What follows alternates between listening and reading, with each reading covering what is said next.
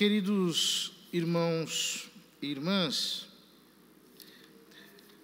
nós hoje chegamos ao capítulo 2 da profecia de Daniel. Nós o lemos apenas a partir do versículo 31, porque é um capítulo no qual o autor nos apresenta um sonho tido pelo rei Nabucodonosor. O sonho era misterioso. Ele pediu ajuda aos magos, aos adivinhos do seu reino para que o interpretassem, mas eles não conseguiram interpretá-lo. Então, esses mesmos magos que estavam sendo ameaçados, eles iriam morrer, justamente porque não foram capazes de interpretar o sonho do rei, recorrem a Daniel. E o profeta Daniel não apenas interpreta o sonho, mas ele adivinha o sonho que o rei teve, sem que ninguém lhe tivesse dito qual era esse sonho. Então, o texto começa dizendo: Tu, ó rei, olhavas, e pareceu-te ver uma estátua grande, muito alta, erguida à tua frente, de aspecto aterrador. A cabeça da estátua era de ouro fino, peito e braços eram de prata, ventre e coxas de bronze, sendo as pernas de ferro, e os pés parte de ferro e parte de barro. Estavas olhando quando uma pedra, sem ser empurrada por ninguém, se desprendeu de algum lugar e veio bater na estátua em seus pés de ferro e barro, fazendo-os em pedaços. Então, a um só tempo, despedaçaram-se ferro, barro, bronze, prata e ouro, tudo ficando como a palha miúda das eiras no verão, que o vento varre sem deixar vestígios, mas a pedra que atingira a estátua transformou-se num grande monte e encheu toda a terra. Este foi o sonho. Vou dar também a interpretação, ó rei, em tua presença. Ora, é muito interessante que, em primeiro lugar,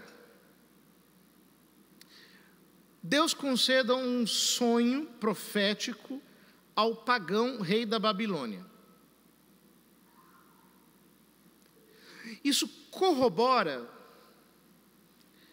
aquilo que tanto o profeta Jeremias quanto o próprio livro de Daniel diz acerca de que foi Deus que entregou o poder a Nabucodonosor. E entregou o poder por causa da idolatria do povo de Israel. Acontece que o sonho do rei gira em torno de uma imagem, de uma estátua grande, coisa que era proibida em Israel. Deus havia ordenado que se não fizessem imagens, justamente pelo perigo de idolatria que havia entre todos aqueles povos que eram todos eles politeístas e todos eles idólatras. Adoravam muitos deuses, todos eles feitos de madeira, pedra, ouro, bronze, ferro, etc. Portanto, essa imagem, de alguma maneira, fala do domínio dos idólatras sobre Israel. Porque toda imagem, toda escultura, toda estátua foi feita por uma mão humana. Os salmos criticam isso o tempo todo, quando dizem: os deuses pagãos são obra de mãos humanas, eles têm olhos, mas não podem ver, têm ouvidos e não podem ouvir, têm mãos, mas não podem pegar, têm pés, mas não podem caminhar, nenhum som sua garganta produz. Como eles serão seus autores e aqueles que os adoram. Ou seja, os ídolos sempre são apontados na Escritura como obra de mãos humanas. E, portanto, como é que um Deus pode ser obra de mãos humanas? Como é que um Deus pode efetivamente ser fabricado pelo homem? Aqui nós temos, por exemplo, uma imagem do que aconteceu quando Deus entregou os mandamentos a Moisés. Vejam, desprende-se uma pedra que reduz a estátua a pó. Quando Moisés subiu a montanha e, passando lá tantos e tantos dias, não regressava, o texto nos diz que os israelitas fizeram uma imagem de um boi. Isso depois é satirizado nos Salmos, dizendo que eles fizeram a imagem de um boi que come feno, para dizer o quão ridículos eles foram ali. Mas, embora os deuses do sul fossem representados exatamente como bois, e isso tem muito a ver com o fato de que, naquele tempo, o boi era alta tecnologia, era a força do boi que arava a terra, e, portanto, a adoração do boi, nesse sentido, era a adoração daquilo que dava mais subsistência material àquele povo, aumentava a sua produção. O Deus de Israel não pode ser representado de jeito algum. O Deus de Israel não é obra de mãos humanas. Ora, é exatamente isso que nós veremos na continuação. Tu és um grande rei, e o Deus do céu te deu a realeza, o poder, a autoridade e a glória. Ele entregou em tuas mãos os filhos dos homens, os animais do campo e as aves do céu, onde quer que habitem, e te constituiu Senhor de todos eles. Tu és a cabeça de ouro. O rei é apresentado justamente como aquele que tem poder, autoridade, glória, aquele que domina sobre os animais do campo, as aves do céu. Isso nos lembra alguma coisa.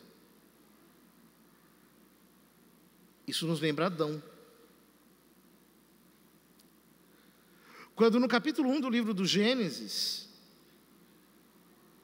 ali no versículo 26, Deus disse: façamos o homem à nossa imagem e semelhança, que ele domine sobre as aves do céu, sobre os animais do campo, sobre o fruto da terra. Ou seja, assim como Adão é a imagem do rei, como um capo-tenente colocado por Deus acima da obra das suas mãos, aquele ecúmeno concreto, aquela cidade, aquele lugar. Agora, Nabucodonosor era o filho de Adão, era o rei, era aquele que imperava sobre os povos.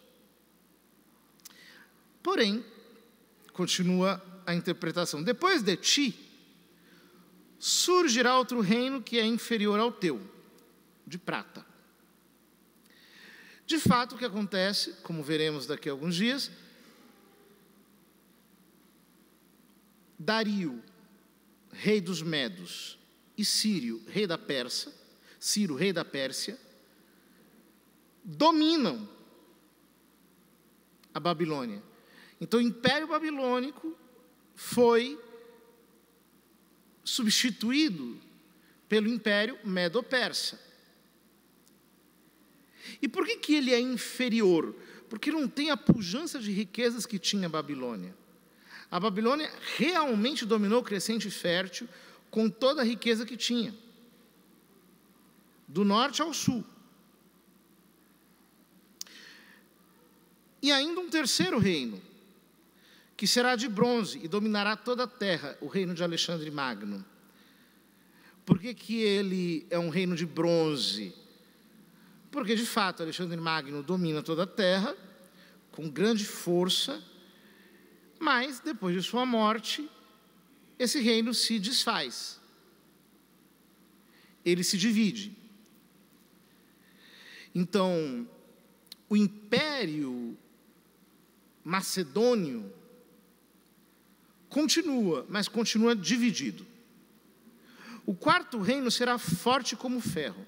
E assim como o ferro tudo esmaga e domina, do mesmo modo, a semelhança do ferro, ele esmagará e destruirá todos aqueles reinos. Aqui há várias interpretações, mas a que me parece mais coerente é a de que esse império é o Império Romano, que depois do Império Macedônio esmaga tudo, destrói tudo e faz tudo acontecer debaixo do poder militar. Roma era grande pelo seu exército, pela força militar que tinha. Viste os pés e os dedos dos pés, parte de barro e parte de ferro, porque o reino será dividido. Terá a força do ferro, conforme viste o ferro misturado com barro cozido. Viste também que os dedos dos pés eram parte de ferro e parte de barro, porque o reino em parte será sólido e em parte quebradiço. Quanto ao ferro misturado com barro cozido, haverá de certo ligações por via de casamentos, mas sem coesão entre as partes, assim como o ferro não faz liga com o barro. Veja, é muito interessante porque, embora depois da morte de Alexandre Magno, o império tenha se dividido entre os 4 generais e o império de Ptolomeu fez aliança com o império de Seleuco, gerando então uma liga, mas uma liga inconsistente. Aqui parece que se faz referência a algo um pouco mais difuso, que foi justamente o que aconteceu no fim do Império Romano. Nas margens do Império estavam distribuídos os povos bárbaros, ou seja, os povos que não tinham sido civilizados. E justamente naquelas fronteiras é que casamentos, alguns vínculos de sangue foram enfraquecendo a proteção, digamos assim, nas fronteiras do império. Então diz o versículo 44, no tempo desses reinos, o Deus dos céus suscitará um reino que nunca será destruído, um reino que não passará a outro povo. Antes, esmagará e aniquilará todos esses reinos, e ele permanecerá para sempre. Quanto à pedra, que sem ser tocada por mãos, então ela não é obra de mãos humanas,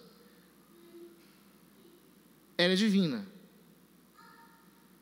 ela vem de Deus. Quanto à pedra, que sem ser tocada por mãos, se desprendeu do monte e despedaçou o barro cozido, o ferro, o bronze, a prata e o ouro, o grande Deus faz saber ao rei o que acontecerá depois no futuro.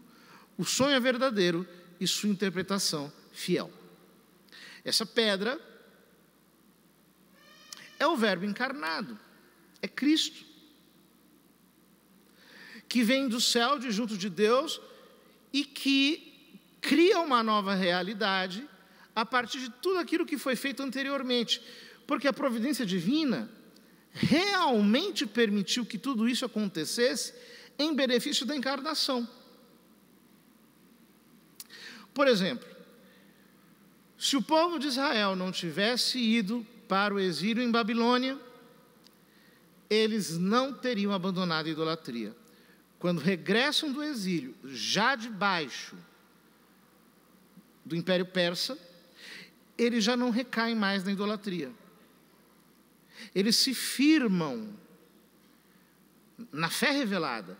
E, portanto, Deus, o Deus bom, o Deus criador, o Deus que premia os bons e castiga os maus, que exige o cumprimento da sua lei, esse Deus, o Deus bíblico, se torna para eles uma consciência que eles mantêm com exclusividade de adoração. Mas, se depois dos persas não viessem os macedônios, a língua grega não teria sido difundida. E, portanto, ninguém se compreenderia. O mundo estaria sempre em torno de abismos comunicativos. Não haveria possibilidade de intercomunicação. Mas, se depois dos macedônios não tivesse vindo o Império Romano, e com o Império Romano a Pax Romana, a paz romana dentro dos confins do Império, não teriam havido aquelas estradas e aquela segurança toda que permitiria a expansão da igreja por meio da pregação dos apóstolos. E foi a pregação da igreja, por meio dos apóstolos, que aos poucos fez com que aquele resto do império fosse, por assim dizer, herdado pelos cristãos, e quando tudo caísse e o império ruísse, a igreja se tornasse uma espécie de incubadora da nova civilização que surgiria a partir de então. Tudo isso está previsto na profecia de Daniel. E é maravilhoso aos nossos olhos. Nós precisamos nos admirar com tudo isso, mas, sobretudo, entender o seguinte: os impérios passam. Porque todos eles são obras de mãos humanas. Tudo que é obra de mão humana passa. Não resiste à prova do tempo, porque não está debaixo do governo da providência divina. Portanto, o homem sábio como Daniel tem a paciência histórica de ver impérios se levantarem, impérios sendo destruídos. Porque é assim que acontece ao longo da história. O que permanece é a inexorável providência divina que conduz a história numa direção que não é a direção a que os homens se destinam em sua maioria.